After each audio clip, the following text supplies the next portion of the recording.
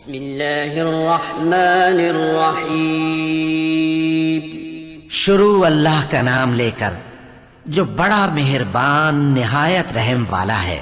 هل أتاك حديث الغاشية وجوه يومئذ خاشعة عاملة ناصبة تصلى نارا حامية تسقى من عين آنية ليس لهم طعام إلا من ضريع لا يسمن ولا يغني من جوع وجوه يومئذ ناعمة لسعيها راضية في جنة عالية لا تسمع فيها لاغية فيها عين جارية فيها سرر مرفوعة وأكواب موضوعة ونمارق مصفوفة وزرابي مبثوثة.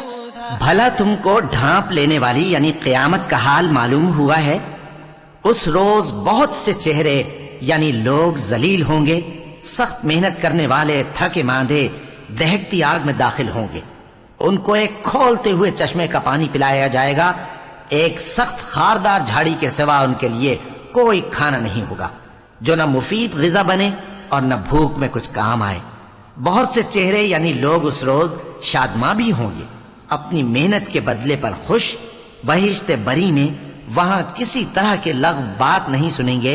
اس میں چشمے بہ رہے ہوں گے، وہاں تخت ہوں گے اونچے اونچے اور کٹورے قرینے سے رکھے ہوئے اور گاؤ تک یہ قطار کی قطار لگے ہوئے اور نفیس مسندیں جگہ جگہ بچھی ہوئی.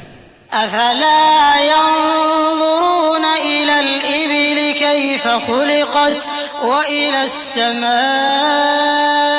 كيف رفعت وإلى الجبال كيف نصبت وإلى الأرض كيف سطحت فذكر إنما أنت مذكر لست عليهم بمسيطر إلا من تولى وكفر فيعذبه الله العذاب الأكبر إن إلينا إيابهم ثم إن علينا حسابهم.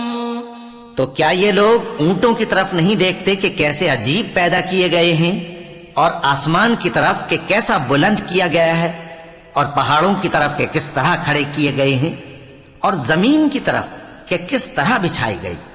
پس اے نبی صلی اللہ علیہ وآلہ وسلم تم تو نصیحت کرتے رہو کہ تم نصیحت کرنے والے ہی ہو، تم ان پر داروغہ نہیں ہو.